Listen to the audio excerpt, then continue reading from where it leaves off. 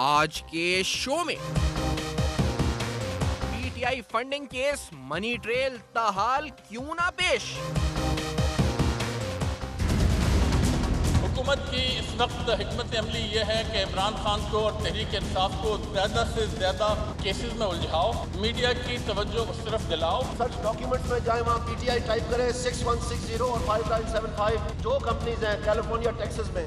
आप UK companies house में जाएं, वहाँ को आपको पाकिस्तान तहरीक इंसाफ यूके उसको सर्च करें, आपको वहाँ पर मिल जाएगी इनका मकसद क्या है कि पैसे इकट्ठे करके पाकिस्तान में सियासी जमातों को गैर कानूनी फंडिंग मामला कितना अहम।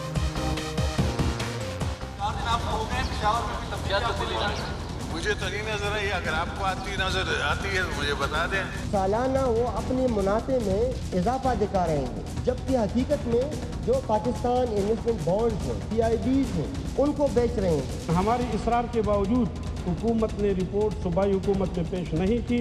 मैं इस पर अमल दरामद उस पर नहीं हुआ। ये बात आज भी वजाहत तलब है। पीटीआई को केसेस में उलझाए रखना क्या हुकूमत की हिकमत अमली। अस्सलाम वालेकुम। पस पर्दा हकाइक सनसनीखेज इंकशाफात प्रोग्राम बेनकाब में हूं आपके साथ सैफान खान।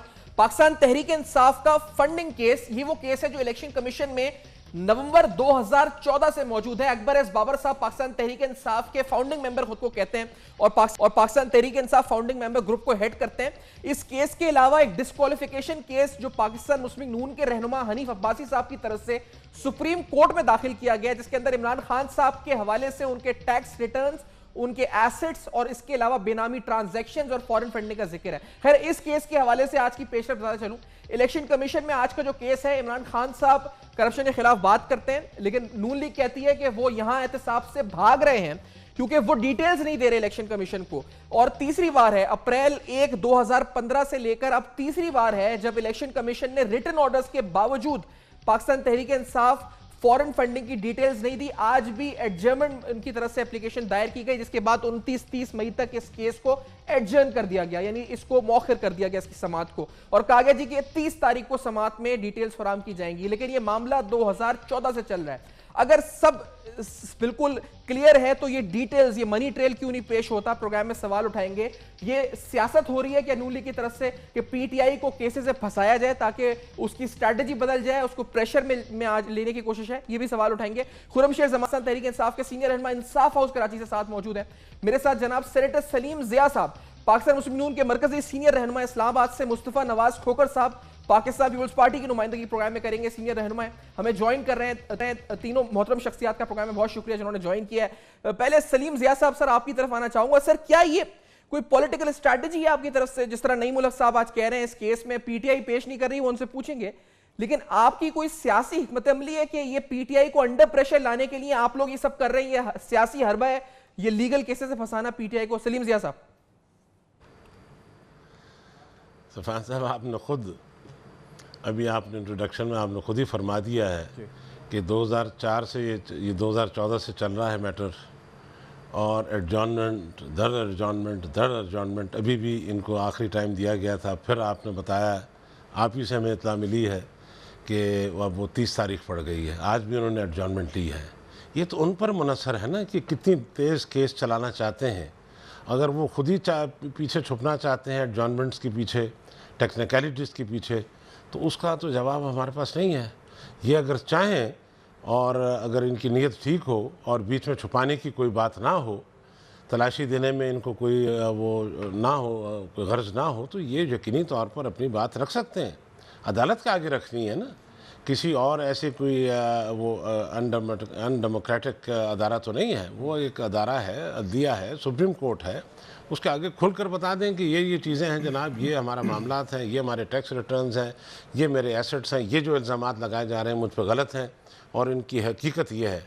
अब वो सामने आएंगे, अपने पेश होंगे, उनके वकील साहब पेश होंगे या मौसूफ खुद पेश होंगे, तब बात खुल सकती है ना। तो ये कहना कि जी हमें उससे कोई गर्ज नहीं है, कोई गर्ज नहीं है, ये मतलब वो कहते हैं इनके ऊपर है कि हमें उससे क्या गर्ज हो सकता है। देखें ना, इनके अपने ऊपर है कि जितना जल्दी कंक्लूड कर दें, केस को सबूत पेश कर दें, खत्म हो जाएगा केस। आपकी तरफ से आप कह रहे हैं कोई नीयत खराब नहीं है आपकी इस मामले में, या बदला नहीं है? नहीं, हमारी तरफ से कुछ भी नहीं है। नहीं, ये तो पनामा तो खैर अपनी जगह वो भी मर जाएगा, जैसे वो डॉन का किस्सा ख़त्म हुआ है, ये भी ख़त्म हो जाएगा इंशाल्लाह। लेकिन ये तो 100% इनके अपने हाथ में है ना खान साहब के, ये पेश हो जाएं, इनके वकील तारीखें ना लें, तारीख अपने वो जो हक़ायक़ है पेश कर दें, जो गलत है उसको सही उसको बताएं कि जनाब ये जो मुझ पर गलत इल्ज़ामात लग रहे हैं, ये मेरे एसेट्स हैं, ये मेरे मामलात हैं, और उसमें आगे अपने आप को पेश करें। वो आते नहीं है तो फिर कैसे केस खत्म होगा? ये बात है, चलता रहेगा केस इसी तरह खुर्रम चलता साहब, रहेगा। कभी आपकी जमात की तरफ से इलेक्शन कमीशन के जुरिस्डिक्शन को चैलेंज कर दिया जाता है टेक्निकल ग्राउंड्स के ऊपर, उसके बाद कभी एडजर्नमेंट मोशन आज ये कहकर किया गया जी कि हमें 8 मई का डिटेल जजमेंट अभी तक मौसूल नहीं हुआ, इसलिए केस को एडजर्न कर दिया जाए, हम डिटेल जजमेंट पढ़ेंगे 8 मई का तो फिर हम आगे कुछ। तो खुर्रम साहब, क्या ये हरबे ताखीरी आपकी जानिब से जानबूझकर अप्लाई किए जा रहे हैं इस केस को डिफर करने के लिए? आपके पास सबूत नहीं है क्या मसला है आखिरकार खुर्रम शेख ज़मान साहब इस मामले में? अच्छा देखिए, सबसे पहले तो मैं आपको एक बात क्लियर कर दूं कि ये अकबर एस बाबर साहब जो हैं, ये इनको पाकिस्तान तहरीक इंसाफ अपनी जमात से बाहर निकाल चुकी है। ये अब PMLN के जो हैं ये उनके लिए काम कर रहे हैं, उनसे इनको पैसा मिलता है या तनख्वाह मिलती है मुझे नहीं पता, अल्लाह बेहतर जाने। इनका तहरीक इंसाफ से कोई वास्ता नहीं है, इनको पार्टी से निकाल दिया गया। दूसरी बात रही, देखिए पाकिस्तान तहरीक इंसाफ तो इस बात को कह चुकी है, बार बार कही है कि हम तो वाहिद जमाते हैं कि जो हम फंडिंग लेते हैं, हम लोगों के पास जाते हैं, हम लोगों से पैसा मांगते हैं, लोग हमें पैसा देती है, हम मुल्क के अंदर करप्शन करके, इदारों को तबाह करके और रिश्वत का पैसा जमा करके हम इलेक्शन नहीं लड़ते हैं। ये तो पाकिस्तान तहरीक इंसाफ है ही वाहिद जमात कि जिसने हमेशा फंडिंग ली है और फंडिंग लेने के बाद इलेक्शन लड़ा है। हर किस्म के सबूत हमारे पास पड़े हुए हैं, चार्टर्ड अकाउंटेंट्स हैं कि जो हमारे सारे फंड्स को जो है उसका ऑडिट करते हैं, कोई चीज़ ऐसी नहीं है छुपी हुई है। लेकिन अगर कोई चीज़ ऐसी गलत होगी, कोई ऐसा अगर नोटिस हमें नहीं मिला होगा, कोई ऐसी चीज़ होगी और हम उसके ऊपर अगर बहस करना चाहेंगे, टाइम लेना चाहेंगे, तो उसके अंदर कोई हर्ज नहीं है। ये खुर्रम साहब 2014 से आप जिस तरीके से इन्होंने ये बात, सर 2014 से आप समझ ही रहे हैं इस केस को, 2014 में गए अकबर बाबर साहब इलेक्शन कमीशन में, 2014, 2015, 2016, 17 4 साल हो गए सर। सबूत हैं तो उनको पेश करें इलेक्शन कमीशन में, केस खत्म कर दें, बड़ा सिंपल है। देखिए हमें इसमें कोई एतराज़ नहीं, कोई सबूत देने को, कोई ऐसा थोड़ी कि हमने किसी तजोरी के अंदर रखा है या किसी कतरी शहजादे का लेटर आना है, हर चीज़ मौजूद है। लेकिन ये जो बात सलीम जिया साहब ने कही ना पनामा के बारे में कि जिस तरीके से डॉन लीग्स का केस ख़त्म हो गया, इसी तरीके से पनामा जो वो भी ख़त्म हो जाएगा। ये इस दफ़ा जैसे कि एक दफ़ा ख्वाजा साहब ने असेंबली में कहा था कि अवाम जो है भूल जाएगी, ये ऐसा बिल्कुल नहीं होने लगा है। ना तो डॉन लीग्स का केस ख़त्म हुआ है अभी तक, वो तो हमने डिमांड करी है कि अवाम के सामने उस GIT को लेकर आया जाए, फिर पता चलेगा केस है क्या, कि किसको बचाया जा रहा है, किसके साहबजादी जिनको बचाया जा रहा है, और ना ही तो जनाब पनामा का केस खत्म होने वाला है। मुस्तफा नवाज खोकर साहब, आप समझते हैं ये मामला क्या है जी? फॉरेन फंडिंग गैर कानूनी, पहले तो जो पिटिशनर है खुर्रम शेख ज़मान साहब कहते हैं वो नून लीग उनको फंड करती है मुबैना तौर पर, ये इन्होंने PTI का स्टैंड है।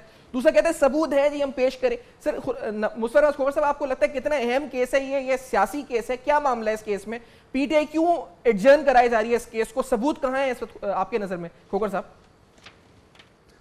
देखिए, सबसे पहली चीज़ तो ये है कि PTI का हमेशा ये मौक़िफ़ रहा है दीगर पॉलिटिकल पार्टीज़ के बारे में, जब उनके केसेस अदालतों के अंदर चले, जब PTI जब उनके अंदर पिटिशनर थी, तो PTI का हमेशा एक मौक़िफ़ रहा है कि आप लीगैलिटीज़ और टेक्निकलिटीज़ के पीछे मत छुपिए और सामने उठकर सामने आइए और बताइए कि आपके पास क्या क्या आपके, और पनामा के अंदर भी इनका व्यू यही था। तो इस वक्त इंटरेस्टिंगली PTI खुद टेक्निकलिटीज़ और लीगैलिटीज़ के पीछे छुप रही है। कभी मेंटेनेबिलिटी पे चली जाती है कि ECP मजाज ही नहीं है सुनने का, कभी उसके ऊपर किसी और चीज़ के ऊपर एतराज़ उठा देती है। तो PTI की तरफ से अभी बज़ाहिर ऐसा नज़र आ रहा है कि वो कोई ना कोई चीज़ छुपा रहे हैं और मुकदमे को अदालत में ECP में फेस नहीं करना चाह रहे। इसमें इंटरेस्टिंगली एक जो चीज़ सामने आई है वो ये है कि रिप्रेजेंटेशन ऑफ जो पाकिस्तान में कानून है और दीगर जो रेलिवेंट लॉज हैं उनके मुताबिक बड़ा क्लियरली पाकिस्तान लिखा हुआ है कि पाकिस्तान की कोई भी पॉलिटिकल पार्टी बैरून मुल्क से और किसी गैर मुल्की शहरी से किसी भी सूरत में फंडिंग नहीं ले सकती। अब यहाँ पर हुआ क्या है, 26 के करीब लोग हैं जिन्होंने पाकिस्तान तहरीक इंसाफ को फंडिंग की है ओवरसीज से। ये बात दुरुस्त है कि PTI का एक बड़ा अच्छा निज़ाम है, अपनी पार्टी को चलाने के लिए ओवरसीज फंडिंग करते हैं, लोकल फंडिंग करते हैं, लेकिन उसके अंदर जो फंडिंग इन्हें अमेरिका से आई उनके अंदर 26 ऐसे लोग हैं कि जिन लोगों के अंदर अमेरिकन इंडियंस भी शामिल हैं, जिनके अंदर अमेरिकन जूस भी शामिल हैं। अच्छा। एक साहब हैं बैरी श्नेप्स के नाम से, मैं फिर दोबारा दोहरा रहा हूं, एक साहब हैं बैरी श्नेप्स के नाम से, जिनके नाम पे एक LLC कंपनी है वो अमेरिकन जू हैं और वहां पर जो जूइश सरगर्मियां हैं उनके हवाले से भी काफी सरगर्म है। उनका नाम भी इंटरेस्टिंगली इस लिस्ट में मौजूद है कि जिन्होंने पीटीआई को पैसे भिजवाए हैं। तो अब ये ऐसे इल्जामात हैं कि अगर बिल्कुल आप प्योरली, क्योंकि मैं वकील भी हूं, कानूनी उससे अगर आप देखें, सर मैं एक सवाल आपके सामने रखना चाहूंगा सर, कानूनी एतबार से जो आपने सवाल आप कह रहे हैं तो इसकी इंप्लीकेशंस क्या होंगी? ब्रेक के बाद मुस्तफा नवाज खोकर साहब, खुर्रम शेख जमान साहब, सलीम जिया साहब साथ प्रोग्राम मौजूद हैं कि इस केस इंप्लीकेशंस क्या हो सकती है, लीगल इंप्लीकेशंस फॉर पीटीआई, क्योंकि नून लीग के रहनुमा कहते हैं कि पीटीआई बैन भी हो सकती है। Is it possible legally? और अगर पीटीआई के पास डिफेंस है तो वो डिफेंस किधर है, वो कब आएगा कोर्ट में, वो सबूत किधर आएंगे, मनी ट्रेल कब आएगा? After this very short break बेनकाब करेंगे, मेरे साथ रहेगा।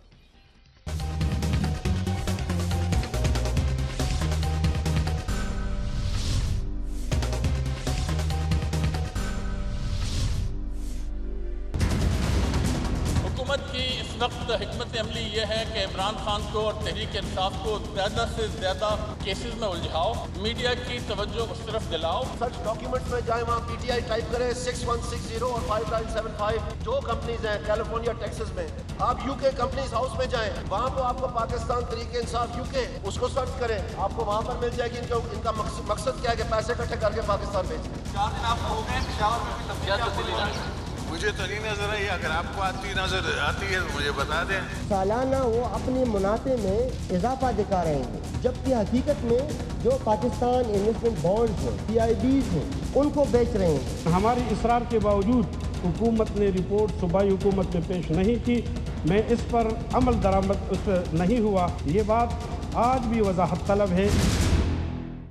Welcome back. आप देख रहे हैं बेनकाब, जहां पर बेनकाब में आज कैटेगोरिकली सवाल उठा रहे हैं हम। स्ट्रेट फॉरवर्ड सवाल यही है कि पाकिस्तान तहरीक इंसाफ इलेक्शन कमीशन के अंदर अब तक डिटेल्स फराहम क्यों नहीं कर पा रही है? क्या ये नून लीग की कोई सियासी हिकमत अमली है? पीटीआई के खिलाफ ये भी सवाल उठाया है और पीटीआई की तरफ से क्या कदगने हैं जिसकी वजह से ये मामला रुका हुआ है? हनीफ अब्बासी साहब की पिटीशन भी इस वक्त आपके सामने है, वो सुप्रीम कोर्ट में मौजूद है इस मामले को लेकर, और उसमें फॉरेन फंडिंग एक मामला है, 3-4 और अहम मामला हैं, लेकिन इस केस में ईसीपी में फॉरेन फंडिंग का मामला है। जनाब मुस्तफा नवाज खोकर साहब पाकिस्तान पीपुल्स पार्टी के सीनियर रहनुमा, इस्लामाबाद से सेनेटर सलीम जिया साहब पाकिस्तान मुस्लिम नून से, और जनाब खुर्रम शेख जमान साहब पाकिस्तान तहरीक इंसाफ से मेरे साथ प्रोग्राम में मौजूद है। मुस्तफा नवाज खोकर साहब, सर आप कुछ लीगल इंप्लीकेशंस मैंने पूछी थी आपसे, आपने मुझे नाम बताया 25-30 जो अकाउंट्स हैं जिसमें कुछ इंडिया कुछ ज्यूज हैं आपने बताया। सर इसकी लीगल इंप्लीकेशंस क्या हैं? यानी 30 तारीख को अगर पेश नहीं होता ये मामला तो ईसीपी क्या कर सकता है अपने दायरा अख्तियार में रहते हुए? देखिए खान साहब, इसमें जो सबसे इम्पॉर्टेंट चीज़ है, मैं कानून का, रेलेवेंट कानून का वो सेक्शन आपको पढ़कर सुना देता हूँ जिससे बहुत ज़्यादा क्लैरिटी आपको भी आ जाएगी और नाजरीन को भी आ जाएगी। सेक्शन 6 जो पॉलिटिकल पार्टीज एक्ट है वो बड़ा क्लियरली कहता है कि एनी कॉन्ट्रीब्यूशन मेड डायरेक्टली और indirectly by any foreign government, national और domestically incorporated public or private company shall be prohibited and the parties may accept contributions and donations only from individuals। देखिए कानून बड़ा clear है कि आप किसी foreign national से कोई भी कंट्रीब्यूशन नहीं ले सकते हैं, चाहे वो फॉरेन नेशनल हो या कंपनी हो। इस सूरत हाल में हमारे सामने जो आई है उसमें पीटीआई को जो फंडिंग हुई है वो उसके अंदर अमेरिका में बेस्ड LLC कंपनीज भी हैं और उसके अंदर ऐसे शहरी भी हैं जो अमेरिकन इंडियन ओरिजिन के हैं और अमेरिकन जूइश ओरिजिन के हैं। अब कानून इस मामले में बड़ा क्लियर है। अब इसका रिजल्ट जो है वो भी कानून में दिया हुआ है कि उसके नतीजे में वो तमाम चीज़ें जो पॉलिटिकल पार्टी ने डिस्क्लोज करनी थी, अगर वो नहीं करती तो वो पॉलिटिकल पार्टी जो है वो डिस्क्वालिफिकेशन का भी सामना कर सकती है और कॉन्फिस्केशन ऑफ दैट मनी भी। अब इंटरेस्टिंगली इसी वजह से बाज़ाहिर यही नज़र आ रहा है, मैं बतौर वकील आपको ये बात कर सकता हूँ, मेरा अंदाज़ा है कि पीटीआई इसी वजह से मेंटेनेबिलिटी और लीगैलिटीज़ और टेक्निकलिटीज़ के पीछे छुप रही है कि अगर ये केस इसी तरह चला जिस सिमत में अभी जा रहा है तो ये इस एविडेंस को इसको निगेट नहीं किया जा सकता। ये बड़ी डैमिंग एविडेंस है और इसकी मौजूदगी में इलेक्शन कमीशन के पास। सर ये जो इलेक्शन कमीशन के जुरिस्डिक्शन वाला मामला है ये तो 8 मई को तय हो चुका है, जुरिस्डिक्शन वाला मामला। और दूसरी बात जो डिस्क्वालिफिकेशन की आप बात कर रहे हैं, क्या ये इमीडिएट इंपैक्ट है, यानी फौरी तौर पर इलेक्शन कमीशन इस नतीजे पहुंच सकता है, या पहले वो स्टेट बैंक को कह सकता है कि वो डॉक्यूमेंट जो पीटीआई को पेश करने हैं वो स्टेट बैंक के पास अगर डिटेल्स है उनकी कि डोनेशंस और फंडिंग किस तरह इनफ्लो हो रहा था पाकिस्तान में, तो स्टेट बैंक से वो डॉक्यूमेंट मंगाए जा सकते हैं, या फिर डायरेक्ट इलेक्शन कमीशन कह देगा जी कि आप डिस्क्वालीफाई होते हैं? क्या इसका लीगल आपको रास्ता नजर आता है? नहीं, ईसीपी बिल्कुल डॉक्यूमेंटेशन, सर्टिफाइड डॉक्यूमेंटेशन तलब कर सकता है, और स्टेट बैंक के पास और दीगर फाइनेंशियल इंस्टीट्यूशंस के पास तमाम मनी ट्रांजैक्शंस का रिकॉर्ड होता है, और वो कोई इतनी बड़ी बात नहीं है कि उसके अंदर महीनों लग जाएंगे। ये 2-3 दिन की बात है। ईसीपी से मेरे ख्याल से हार्डली 100-200 गज के फासले पे स्टेट बैंक ऑफ पाकिस्तान की बिल्डिंग है, तो वहाँ से ये रिकॉर्ड मंगाने में कोई देर नहीं लगनी चाहिए असूलन। और अगर रिकॉर्ड वहाँ से आ जाए, और रिकॉर्ड मेरे ख्याल से जो रिस्पोंडेंट्स हैं उन्होंने इस मामले के अंदर मुस्लिम लीग नून वालों ने सुनने में ये आ रहा है कि रिकॉर्ड उनके पास मौजूद है और उन्होंने पेश भी किया है, तो इलेक्शन कमीशन ऑफ पाकिस्तान के पास सामने जो ऑप्शंस हैं इस एविडेंस के होते हुए मेरी नज़र में वो बड़ी लिमिटेड ऑप्शंस हैं। या तो डिस्क्वालिफिकेशन है या कॉन्फिस्केशन है उस पैसे की कि जो इन्होंने रिसीव किया। तो अब इवेंचुअली डिपेंड करता है ईसीपी के ऊपर जो रिस्पोंडेंट इस केस में, जो इलेक्शन कमीशन में किस तरीके से। सर ये तो सुप्रीम कोर्ट में रिस्पोंडेंट नून लीग पिटिशनर है हनीफ अब्बास साहब, ये तो अकबर एस बाबर साहब हैं इस केस में, जो इलेक्शन कमीशन के अंदर है, या इसमें तो नून लीग नहीं है इस केस में? बाबर साहब के पास तमाम रिकॉर्ड मौजूद है। अकबर एस बाबर साहब को इन्होंने कहा कि जी वो हमने पार्टी से अपनी निकाल चुके हैं, वो हालांकि इनके बुनियादी पार्टी के मेंबर थे, फाउंडिंग मेंबर्स में से इनकी पार्टी में उनका शुमार था, बड़ी अच्छी रेपुटेशन रखने वाले हैं, और मेरे ख्याल से ये भी थोड़ी सी ज्यादती होगी अगर उनके ऊपर ये इल्ज़ाम लगा दिया जाए कि PMLN उन्हें सपोर्ट कर रही है। मैं उन्हें ज़ाती तौर पर जानता हूँ, he is a very honourable and dignified man. ठीक है, अच्छा इससे पहले कि मैं खुर्रम साहब का जवाब पे लूँ, एक खुर्रम शेर जमान साहब ने बड़ी अहम बात की है। वो कहते हैं अकबर एस बाबर साहब को हमने पार्टी से निकाल दिया था और अब वो PMLN की फाइनेंसिंग पर हैं। सलीम जिया साहब, आप इसको तरदीद करें या तस्दीक करें, क्या वाकई में अकबर एस बाबर साहब आपकी तरफ से एक पेड एजेंट है इलेक्शन कमीशन में जो PTI के अगेंस्ट ये सारी पिटिशंस फाइल कर रहे हैं? सलीम जिया साहब आपकी तरफ। अब इन पर अगर कोई चीज़ तारी है तो मैं कुछ नहीं कह सकता, हमारा उनसे कोई ताल्लुक़ नहीं है। वो ख़ुद इनके पुराने फाउंडिंग मेंबर्स में से हैं, बहुत सीनियर मेंबर हैं, बहुत ऑनरेबल मेंबर हैं, उनकी बहुत कंट्रीब्यूशन है। अभी तो बहुत सारे लोग आ गए हैं तहरीक इंसाफ में, उस वक़्त अभी हम देखते हैं उनको बड़े बड़े लोग आते हैं और बड़े बड़े पैसे वाले लोग आ रहे हैं। उस वक़्त तो जब शुरू का मामला था तो बड़े कम लोग थे, और ये अकबर साहब उन लोगों में से हैं। मैं समझता हूँ उन पर ऐसा इल्ज़ाम लगाना बड़ी गलत बात है, और हमारी तरफ से उनको किसी किस्म की भी सपोर्ट हासिल नहीं है। मैं समझता हूँ कि असल में मुश्किल ये हो गई है कि अब अगले साल आ गए इलेक्शन, इनके पास तहरीक इंसाफ के पास कोई भी इस वक्त एजेंडा नहीं रहा। जहाँ जहाँ गए इनको सख्त मुँह की खानी पड़ी है, ख्वाह वो आज़ाद कश्मीर के इलेक्शंस हों, गिलगित बल्तिस्तान के इलेक्शंस हों, बाई इलेक्शंस हों, तलागंग का इलेक्शन हो, हर जगह इनको ज़बरदस्त किस्म की शिकस्त हो रही है। अभी आपने ये देखा कि इन्होंने एक राई का पहाड़ बना दिया एक मसले का, डॉन ट्वीट्स का, उसमें आपने देखा कि कितना एमिकेबली, कितने अच्छे अंदाज में, बहुत ही खूबसूरत अंदाज में एक मसला हल हो गया। ए और बी के दरमियान था, ए ने बी को, बी ने ए को क्लियरिफाई कर दिया, किस्सा ख़त्म हो गया। ये अभी भी उसी मरे हुए घोड़े को पीटना चाहते हैं कि कोई ना कोई कहानी चलती रहे। मेरी उनसे दरख्वास्त ये होगी कि आप इन ताल्लुक, आप कहते हैं अकबर ज़बर से आपका कोई ताल्लुक नहीं है, ये आपने क्लैरिफाई किया इस पॉइंट पे, ये इलेक्शन कमीशन वाले मामले में? नहीं, हमारा कतन कोई ताल्लुक नहीं है। वो तो खुद देखें इनके डसे हुए हैं ना, वो खुद क्योंकि जब उन्होंने आवाज़ उठाई थी, इनको निकाला इसीलिए गया, उनको हटाया इसीलिए गया कि वो सच बोल रहे थे। इसी तरह इन्होंने, आपको याद होगा, ये बहुत एहतसाब की बात करते हैं, इन्होंने ख़ुद एहतसाब ब्यूरो बनाया था खैबर पख्तूनख्वा में जनरल हामिद साहब की सरबराही में। उनको भी इतनी उसकी आर्म ट्विस्टिंग की, इतना उनको इतना तंग किया कि वो भी छोड़ छाड़ के चले गए। इसी तरह इलेक्शंस के मामले में जस्टिस वजीउद्दीन जैसी शख्सियत पाकिस्तान में कम है, उनकी इंटेग्रिटी की और उनकी शख्सियत की।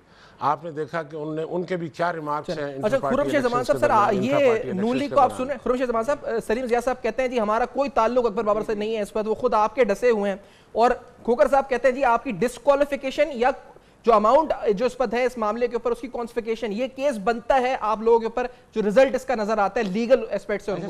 सफान साहब जी, सबसे पहले तो खोकर साहब से पूछें, ये बहुत किसी यहूदियों को याद करें, मुझे नहीं पता कि इनके क्या टर्म्स हैं यहूदियों के साथ। ये उस यहूदी के बारे में भी जब इनकी बारी आए तो ज़रूर बताइएगा कि वो मार्क साइगल कौन होता था मोहतरमा का, उसके बारे में भी बताइएगा ज़रूर कि उसको क्यों ये भूल गए। उसके अलावा मुझे ये बताएं कि सलीम जिया साहब बैठे हुए, खोकर साहब बैठे हुए, ये उसामा बिन लादेन की फंडिंग को भूल गए?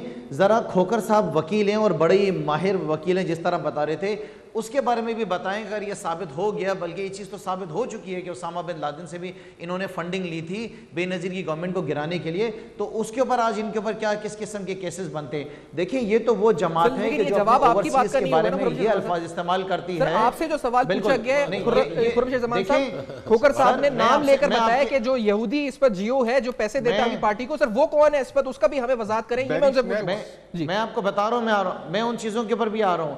उसके बाद देखिए ये तो वो सियासी जमात है PMLN के जो आज अपने ओवरसीज के लिए ये कहती है कि ये तो गद्दार हैं, इनको क्या अहमियत होगी ओवरसीज की रोटियों के ऊपर तो ये चल रही है, उनके पैसों से तो इनका पूरा मुल्क चल रहा है। आज ये साहब फरमाते हैं कि जनाब ओवरसीज जो हैं उनके लॉयर कहते हैं वो तो गद्दार हैं। दूसरी बात मुझे ये बताएं, इन दोनों साहब से पूछें कि MQM की जो फंडिंग हुई है रॉ से, जो कि इनके बेशुमार लोगों ने आज तक जो उस बात को प्रूव किया कि हम रॉ से फंडिंग लेते हैं, आज तक इन दोनों के मुंह के ऊपर क्यों खामोशी है? MQM की रॉ की फंडिंग का सवाल क्या वहां पे गद्दारी नहीं आती है? लेकिन PTI के फंडिंग का सवाल PTI से देखिए सवाल ये है, यहूदी जो फंड करता है, सवाल ये है 61505175 सवाल ये है कौन है ये?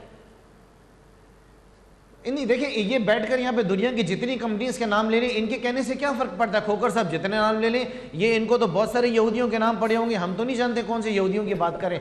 सवाल ये है कि ये सारी चीजें आज क्यों उठ रही हैं? हम तो ये सवाल जा रहा है, ये एप्लीकेशन कोर्ट में है, petition election commission of Pakistan के पास 2014 से जिसके अंदर नाम लिखा है, वो लेकर आए चीजें सामने। देखें हमने सैफान हम ये बात को कह चुके हैं कि पाकिस्तान तहरीक इंसाफ वो वाहिद जमात है जिसके जितनी भी अकाउंट्स हैं वो सारे ऑडिटेड हैं। ये जितनी भी चार्टर्ड अकाउंटेंट्स हमने ऑडिट करा हुए हैं, हमारे पास कोई चीज़ छुपाने को नहीं है, छुपाने को इनके पास है। ये क्यों नहीं डॉन लीग्स के बारे में बात करें? डॉन लीग्स के सलीम जिया साहब, उसकी जो GIT वो आवाम के सामने क्यों नहीं लाते हैं? मॉडल टाउन की जो किलिंग हुई है उसकी GIT को सामने क्यों नहीं लेकर आते हैं? सैफान क्या वजह है कि आज ये सारे केसेस सामने आ रहे हैं? क्या वजह कि सलीम बाबर जो है आज इनकी गोद में जाके बैठ गए? इससे पहले ये क्या कहाँ थे?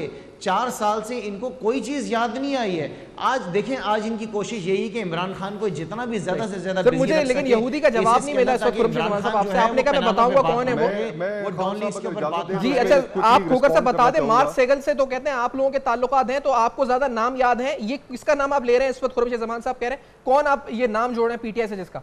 जी खोकर साहब देखिए, मैं प्रोग्राम के आगाज में मैंने गुफ्तगू में मैंने PTI की जो फंडिंग थी और फंडिंग का जो तरीक़ेकार है उसकी मैंने तारीफ की। देखिए, पॉलिटिकल पार्टीज में, इस पॉलिटिकल कल्चर में अगर किसी के अंदर कोई हमें एक ऐसी अच्छी चीज़ नज़र आती है तो उसकी हमने कोई ठेका तो नहीं उठाया हुआ कि हमने मुखालफत बराए मुखालफत करनी है। मैंने उनके इस अमल की, इनके पार्टी के फंडिंग प्रोसेस की, जिस तरीके से ये जाकर अपने कारकुनों से फंडिंग लेते हैं उसकी तारीफ की। लेकिन अब उस सिस्टम के अंदर अब पाकिस्तान का कानून एक चीज़ कहता है कि आप किसी भी फॉरेन नेशनल से आप पैसे नहीं ले सकते, किसी भी फॉरेन कंपनी से आप पैसे नहीं ले सकते। मैं ब्रेक के बाद आके आपका पॉइंट यहीं से पॉइंट ऑफ व्यू जोड़ता है, यहीं से बात को। मेरे साथ खोकर साहब मौजूद है, मुस्तफा नवाज खोकर साहब, सलीम जिया साहब और खुर्शीद जमान साहब। PTI फॉरेन फंडिंग केस, बात बढ़ेगी किस तरफ, आज बेनकाब करें, मेरे साथ रहेगा। ब्रेक के बाद दोबारा ज्वाइन करेंगे।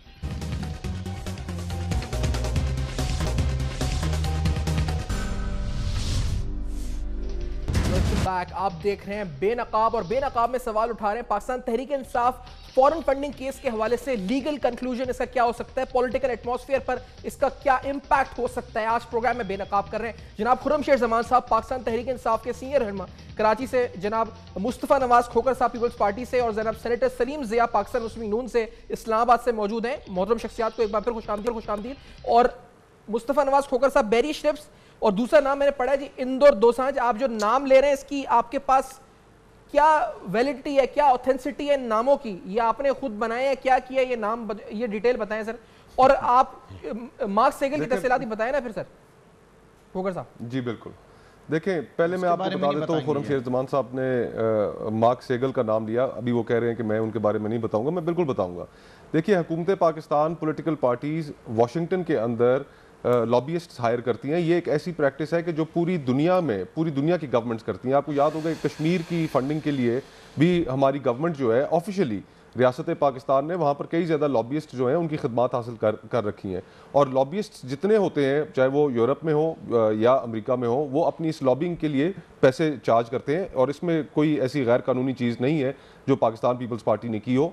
जहाँ तक ताल्लुक है, आपने कहा कि बैरी शनेप साहब जो हैं उसका क्या सबूत है, तो बैरी शनेप साहब ने चेक दिया अपने नाम से, और वो चेक उन्होंने दिया। देखें, वो बिल्कुल होंगे, लेकिन उसका इस मामले से ताल्लुक नहीं है। ताल्लुक जो है वो ये है कि एक शख्स जो आप करें तो वो सब कुछ ठीक है। आर्टिकल 17(2) कहता है कि कोई भी पॉलिटिकल पार्टी जो है वो फॉरेन फंडेड नहीं होगी, और अगर वो फॉरेन फंडेड होगी तो उसको बैन किया जा सकता है, उसको उसके ऊपर परमानेंट बैन लगाया जा सकता है। माजी में ऐसी तारीखें, ऐसी जुडिशल हिस्ट्री में पाकिस्तान की मौजूद है, तो और अब वहां से पेमेंट आ रही है, आपके अकाउंट में आ रही है। ये खोकर साहब, इलेक्शन कमीशन ऑफ पाकिस्तान इतना ओवररीच अगर मैं कहूँ लीगल अल्फाज में, ये जाएगा इस हद तक आप जो कह रहे हैं डिस्क्वालिफिकेशन, ये ऐसा नजरिया जरूरत और दीगर मामला भी तो, और क्या हिस्टोरिकली ऐसा प्रेसिडेंट मौजूद है? जो इलेक्शन की लॉ की मिसाल दे रहे थे, मामलात है वो ईसीपी नहीं देखने, और ईसीपी ने अगर जो कोई भी फैसला करना है, फिर सुप्रीम कोर्ट, उसके बाद अपीलेट अथॉरिटी है जो पीटीआई के पास, वो एक फोरम मौजूद होगा। मुझे फिर एक बात बताएं, ईसीपी का जो भी फैसला आएगा, हर बंदा जो पकड़ा गया कराची में टारगेट किलर, सुप्रीम कोर्ट में, तो उस टारगेट किलर ने ये आगे जाके बता दिया कि मुझे एमक्यूएम रॉ से पैसे मिलते थे एमक्यूएम को, और हर जितने आप पीएसपी के लोग उठा के देख ले वो भी ये कहते हैं कि एमक्यूएम, अल्ताफ हुसैन, तो फिर तो एमक्यूएम को भी इलेक्शन कमीशन में बैन हो जाना चाहिए फौरी तौर पर। अगर इस बुनियाद पर हम देखा जाए सारे, फिर तो बहुत सी पार्टी बैन है। ओसामा बिन लादेन का बताएं, ओसामा बिन लादेन ने नवाज शरीफ को पैसा फंड किया था बेनजीर की गवर्नमेंट गिराने के लिए। उसके अंदर कई दफा ऐसे वाकयात सामने आए हैं कि जिसके अंदर गैर मुल्की शख्सियात ने, चाहे वो मजहबी जमातें हों, मजहबी जमातों का भी इसमें बड़ा अमल दखल है, उन्होंने भी जो गल्फ के ममालिक हैं उनसे बड़ी उन्होंने फंडिंग ली है। तो जब कानून एक चीज़ कहता है कि आप फॉरेन फंडिंग नहीं ले सकते, उसका मकसद ये है कि अगर पाकिस्तान के अंदर कोई पॉलिटिकल पार्टी रजिस्टर्ड होगी, अगर वो फॉरेन फंडिंग ले रही होगी, तो फिर इसका मतलब ये है कि कोई वो फॉरेन एजेंडा को ड्राइव कर रही होगी, फॉरेन एजेंडा को प्रमोट कर रही होगी, और शायद वो फॉरेन एजेंडा जो है वो पाकिस्तान की नजरियात, पाकिस्तान की जो रियासत के मफादात हैं, शायद उनके मुखालिफ। सर वो फॉरेन फंडिंग नहीं है, वो आपके ओवरसीज पाकिस्तानी है, पाकिस्तानी तो नहीं है ना सर, बैरी श्रिफ्स नाम का कौन पाकिस्तानी है? खुर्रमशीद जमान साहब, बैरी श्रिफ्स नाम डाल दे और उसको आप जवाब बना दें। पाकिस्तानी $200